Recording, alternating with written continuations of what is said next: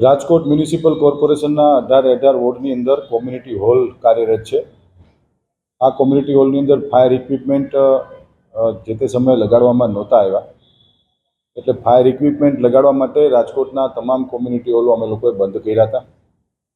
ગઈકાલથી community hall રાજકોટના 13 community hall અમે લોકો ખુલ્લા મૂક્યા છે અને બાકીના કોમ્યુનિટી હોલ પણ ટૂંક સમયની અંદર અમે લોકો ખુલ્લા મૂકશું। રાજકોટ શહેરના નગરજનો માટે આ એકદમ ટોકન દરે રાજકોટ મહાનગરપાલિકા દ્વારા અમે લોકો કોમ્યુનિટી હોલ પ્રોવાઈડ કરતા હોઈએ છીએ।